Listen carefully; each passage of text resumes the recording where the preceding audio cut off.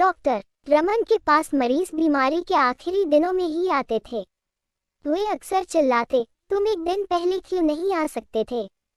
इसका कारण भी साफ था, डॉक्टर की बड़ी फीस, और इससे भी ज्यादा महत्वपूर्ण बात यह कि कोई यह नहीं मानना चाहता कि आखिरी समय आ गया है और डॉक्टर रमन के पास जाना चाहिए। आखिरी समय और डॉक्टर रमन जैसे एक दूसरे से मिलजुल गए थे, इस कारण वे उनसे डरने भी लगे थे। इस तरह जब यह महापुरुष मरीज के सामने प्रकट होते, तब इस पार या उस पार निर्णय तुरंत करना होता था। अब कोई हिलाहवाली या चालबाजी काम नहीं आती थी। बहुत समय से डॉक्टरी करने के कारण उनमें एक तो स्पष्टवादिता भी आ गई थी, इस कारण उनकी राय की कद्र भी की जाती थी। अब वे राय देने वाले डॉक्टर मात्र न रहकर फैसला सुनाने वाले जज बन गए थे। उनके शब्दों पर मरीज की जिंदगी निर्भर रहने लगी थी। लेकिन डॉक्टर साहब इन सब से परेशान नहीं होते थे। वे नहीं मानते थे कि मीठे शब्द बोलकर जिंदगी बचाई जा सकती है। वे नहीं सोचते थे कि झूठ बोलकर दिलासा देना उनका कर्तव्य है, जबकि प्रकृति कुछ ही घंटों में फैसला सुना देगी। लेकिन जब भी उन्हें उम्मीद की कोई जरा सी भी किरण नजर आती, तो वे कमर कसकर मैदान में उतर पड़ते और चाहे जितने घंटे या दिन भी लग जाएं, वे सब कुछ भूलकर मरीज को यमराज के पंजे से छुड़ा लाने के प्रयत्न में लग जाते।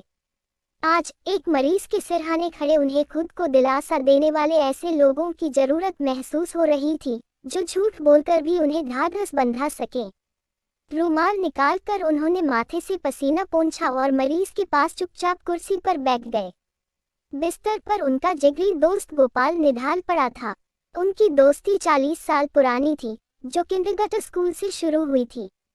अब परिवार और काम धंधे की बातों को लेकर उनका मिलना जुलना काफी कम हो गया था, पर प्यार में कमी नहीं आई थी। इतवार के दिन शाम को अक्सर गोपाल उनके पास पहुंच जाता और अस्पताल के एक कोने में चुपचाप बैठा प्रतीक्षा करता रहता कि डॉक्टर साहब कब खाली होते हैं।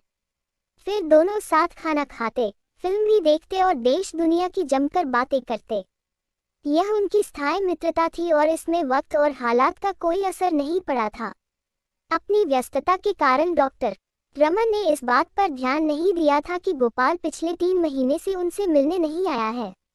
एक दिन सुबह जब उन्होंने मरीजों से भरे अस्पताल की एक बेंच पर उसके बेटे को इंतजार करते देखा, तब उन्हें यह याद आया। फिर भी वे घंटे भर तक उससे बात करने का वक्त नहीं निकाल सके। इसके बाद जब वे ऑपरेशन रूम जाने के लिए उठे तो उसके पास जाकर बोले, क्यों आए हो बेटे? लड़का झेपता हुआ धीरे से बोला, माँ ने भेजा है। बात क्या है? पापा बीमार हैं। आज ऑपरेशन करने का दिन था और 3 बजे तक वे फुर्सत नहीं पा सके। इसके बाद वे तुरंत लॉली एक्सटेंशन में स्थित मित्र के घर के लिए चल पड़े। गोपाल बिस्तर पर पड़ा सो रहा था। डॉक्टर साहब उसके सिरहाने जा खड़े हुए और पत्नी ने पूछा, यह कब से बीमार है? 1.5 महीना हो गया डॉक्टर साहब। किसका इलाज चल रहा है? एक पड़ोसी डॉक्टर का। हर तीसरे दिन आते हैं और दवा देते हैं। नाम क्या है उसका? यह नाम उन्होंने कभी नहीं सुना था। बोले, इसे मैं नहीं जानता, लेकिन मुझे तो कुछ बताना था। तुमने खुद क्यों खबर नहीं की? हमने सोचा आप व्यस्त होंगे और व्यर्थ में आपको परेशान करना होगा। पत्नी ने बड़ी दयनीयता से कहा। वो काफी परेशान नजर आ रही थी। डॉक्टर समझ गया, अब गंवाने लायक वक्त नहीं बचा है। उन्होंने कोट उतारा और बक्सा खोला। इंजेक्शन ट्यूब निकाली, सुई खोलते पानी में रख दी। पत्नी उन्हें यह सब करते देखकर और भी परेशान होने लगी और सवाल पूछने लगी। अब सवाल मत करो, डॉक्टर ने जोर से कहा। उसने बच्चों पर नजर डाली, जो खौलते पानी में सुई को उछलते देख रहे थे। वे बोले, बड़े लड़के को यही रहने दो, बाकी सबको किसी और कमरे में भेज दो। मरीज की बाह में इंजेक्शन लगाकर वे कुर्सी पर बैठ गए और घंटे भर उसे देखते रहे। मरीज शांत पड़ा था। डॉक्टर के चेहरे पर पसीना निकल आया और थकान से आंखें मूंदने लगी। मरीज की पत्नी कोने में खड़ी चुपचाप सब कुछ देख रही थी। फिर धीरे से बोली, आपके लिए कॉफी बनाऊं? नहीं। हालांकि भूख से वे बेहाल हो उठे थे। उन्होंने दोपहर का खाना भी नहीं खाना था। थोड़ी देर बाद वे उठे और बोले, मैं बहुत जल्द लौट आऊंगा। इन्हें बिल्कुल मत छेड़ना। थैला उठाया और बाहर खड़ी कार में जा बैठे। 15 मिनट में वे वापस आ गए। साथ में एक नर्स और सहायक भी थे। पत्नी से बोले, मैं एक ऑपरेशन करूंगा। क्यों? क्या हुआ है? पत्नी से घबराकर पूछा, बाद में बताऊंगा, अभी तुम लड़के को यहाँ छोड़ दो और पड़ोसी के घर चली जाओ, और जब तक मैं बुलाऊं नहीं वापस मत आना। पत्नी बेहोश होकर जमीन पर गिरने को हुई, लेकिन नर्स ने उसे संभाल लिया और बाहर जाने में मदद की।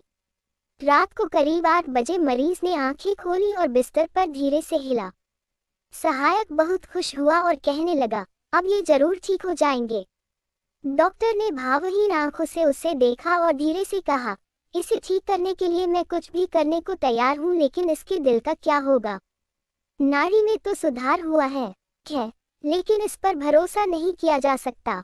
ऐसे मामलों में शुरू में हल्का सुधार दिखाई देता है, लेकिन वह टिकता नहीं है, वह झूठा साबित होता है।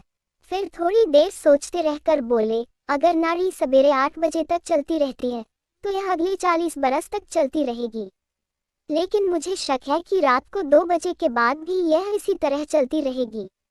इसके बाद उन्होंने सहायक को वापस भेजा दिया और मरीज के पास बैठ गए। 11 बजे के करीब मरीज ने फिर आंखें खोली और डॉक्टर की ओर देखकर मुस्कुराया। उसमें हल्का सुधार हुआ था और उसने कुछ खाना भी खाया। घर भर में चैन और खुशी की लहर दौड़ गई।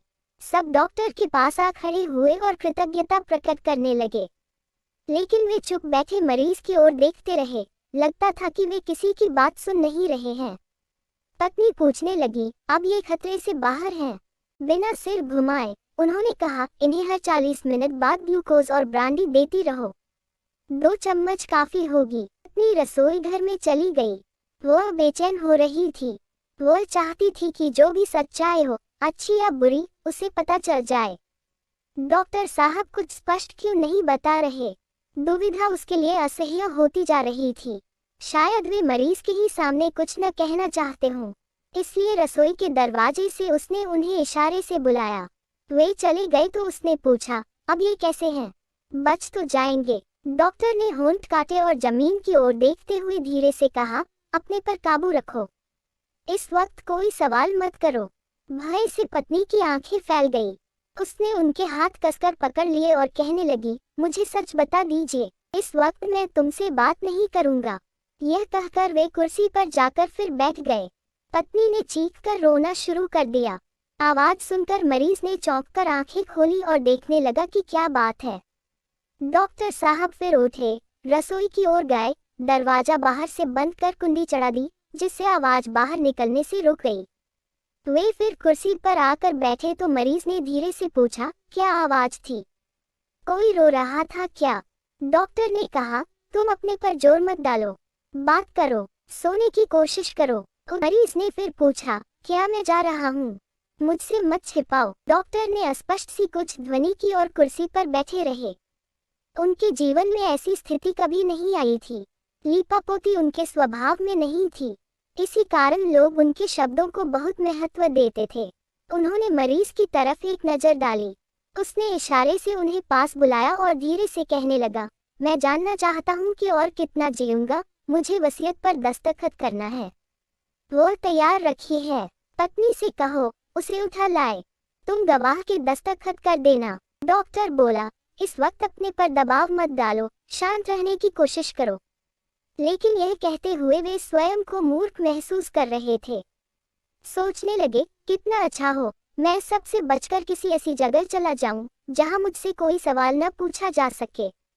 मरीज ने अपने कमजोर हाथों से डॉक्टर की कलाई फिर से पकड़ ली और जोर देकर कहने लगा, राम, यह मेरा सौभाग्य है कि इस वक्त तुम यहाँ मेरे पास हो। मैं तुम्हारे शब्दों पर विश्वास कर सकता हूँ। मैं जायदाद का मामला सुलझा कर जाना चाहता हूँ, नहीं तो मेरे बाद पत्नी और बच्चों को बड़ी परेशानियों का सामना करना पड़ेगा। तुम्हें सुब्रिया और उसके लोगों की जानकारी है। वक्त रहते मुझे दस्तखत कर लेने दो। बताओ। ठीक है, लेकिन जरा ठहरो, डॉक्टर ने उत्तर दिया। फिर वे उठे और बाहर अपनी गाड़ी में जाकर बैठ गए। सोचने लगे, घड़ी देखी, आधी रात हो चुकी थी। वसीयत पर दस्तखत होने हैं तो 2 घंटे में हो जाना चाहिए, नहीं तो। वे संपत्ति के बारे में जिम्मेदार नहीं होना चाहते थे। घर की समस्याओं का उन्हें अच्छी तरह ज्ञान था और सुब्रिया तथा उसके लोगों की भी उन्हें सही जानकारी थी। लेकिन इस वक्त वे क्या कर सकते थे? अगर वे वसीयत पर दस्तखत करने की सुविधा उसे दे देते हैं तो यह उसकी मौत का परवाना भी हो सकता है, क्योंकि इसके कारण जीवित रहने की उसकी कोशिश एकदम खत्म हो जाएगी। वे गाड़ी से निकले और घर की ओर चल पड़े। फिर कुर्सी पर जाकर बैठ गए। मरीज बराबर उनको देखे जा रहा था।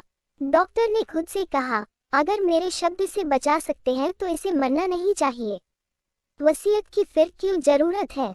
वे बोले, सुनो गोपाल, यह पहली दफा वे अपने मरीज के सामने नाटक करने जा रहे थे, झूठ बोलकर जीवन जीने की उसकी इच्छा जगाने।